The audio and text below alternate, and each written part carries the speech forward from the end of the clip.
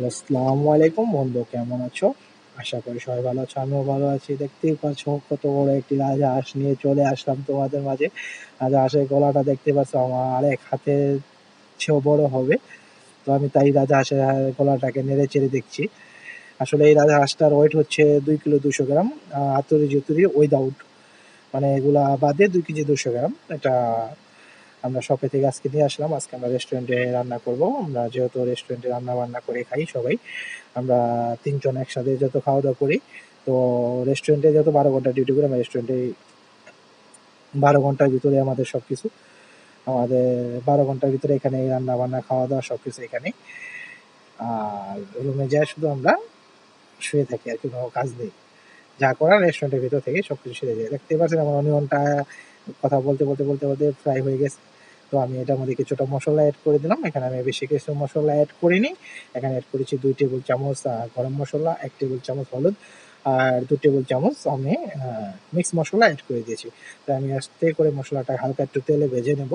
তো ভেজে নেওয়ার পর আমি এটার মধ্যে কিছুটা টমেটো সস এড করে দিয়েছি, তার জন্য গ্রেভিটা এত সুন্দর আসে। পাশে আমি কি করেছি, হাঁসটাকে ফ্রাই করে নিচ্ছি, কারণ হাঁসের মধ্যে একটা ব্যাড স্মেল থাকে, তার জন্য আমি সুন্দর করে হালকা একটু ফ্রাই করে নিচ্ছি, ব্যাড স্মেলটা আমার যা হাঁসের মাংসের ভেতরে না আসে। আপনারা জানেন হাঁসের মাংসের মধ্যে একটা ব্যাড স্মেল আসে, তার জন্য অনেক মানুষে বয়েল করে নেয়, আমি আসলে বয়েল করে নিই, তার জন্য ফ্রাই করে দিচ্ছি।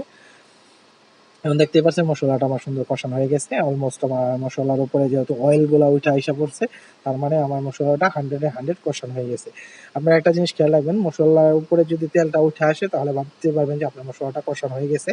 তো আমি কি করলাম, যে যে হাঁসের মাংসটা আমি ফ্রাই করে রাখছিলাম এটার মধ্যে সুন্দর করে ঢেলে দিলাম। তো এটা ঢেলে দিয়ে আরামসে সুন্দর করে এটাকে আমি সুন্দর করে অনবরত লেড়ে মিক্স করে নেব। মিক্স করে আমি এটাকে 40 থেকে 45 মিনিটের মতো এটাকে মিডিয়াম আঁচে আমি এটাকে কষাবো। কারণ হচ্ছে গিয়ে হাঁসের মাংসটা যদি বেশি করে না কষানো হয় তাহলে হাঁসের মাংসতে কিন্তু টেস্টটা পারফেক্ট আসে না।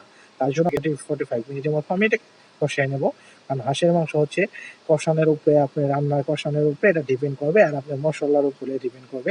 আসলে হাঁসের মাংসতে স্পাইসি না হলে কিন্তু হাঁসের মাংসতে টেস্ট আসে না। আসলে আমি ওই স্পাইসি অনেক ভালোবাসি, তার জন্য হাঁসের মাংসের মধ্যে আমি পারফেক্ট যতটুকু আমার স্পাইসি দরকার আমি ততটুকু দিয়ে দিছি। কারণ স্পাইসি ছাড়া হাঁসের মাংস কোনোভাবেই জমবে না আমার, তাই জন্য আমি স্পাইসি অ্যাড করে দিয়েছি কিছুটা। দেখতেই পাচ্ছেন আমার সুন্দর করে মাংসটা আরামসে আমি একটু পর আমি নেড়েছি। 40 মিনিট আমার অলমোস্ট মাংস হয়ে গেছে। তো আমি এটাকে কি করবো, এটার মধ্যে আমি কিছুটা সামান্য পরিমাণ গরম পানি এড করে দেবো। আসলে আমরা যে রাজা হাঁস, বাংলাদেশে যে রাজা হাঁসটা খাই, ওটার হাড় কিন্তু অনেকটাই হার্ড, অনেকটা হার্ড মাংসর হাড়গুলো।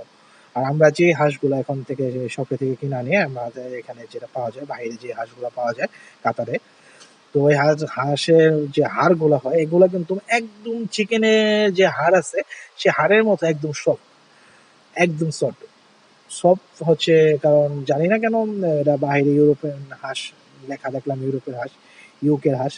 তো যাই হোক, বলতে আমারও মাংস হয়ে আসছে। তো আমি এটার মধ্যে সামান্য পরিমাণ কিছুটা পানি এড করে দিলাম, কারণ পানিটা এড করার কারণ হচ্ছে আমি হালকা একটু গ্রেভি রাখবো, বেশি না, সামান্য পরিমাণ গ্রেভি রাখবো। তো আমি এটাকে ঢেকে দিলাম, ঢেকে দেওয়ার পর এটার মধ্যে কিছুটা আমি পটেটো এড করে দিছি। তো ব্যস্ততার কারণে আমি পটেটোটা ভিডিওতে রাখতে পারিনি। আর কিছুটা আমি টমেটো এখানে স্লাইস করে উপরে দিয়ে দিছি। তো আমাদের দেখতেই পাচ্ছেন আমি ২০ মিনিট পর আমি এটাকে সুন্দর করে উঠিয়ে নিলাম। দেখতেই পাচ্ছেন আমার অলমোস্ট তোমার কারি হয়ে গেছে। আমি সামান্য পরিমাণ ঝোল রাখছি, যেটা না হলেই নয়, আমি বেশি ঝোল রাখি নাই। তো আমার এটা হয়ে আসছে যেহেতু, তো আমি হালকা পাতলা চেক করে দেখলাম সল্ট-টল্ট সব ঠিক আছে কিনা। অলমোস্ট সবই আমার পারফেক্ট আছে। তো এই জন্য আমি আর বেশি কিছু করলাম না।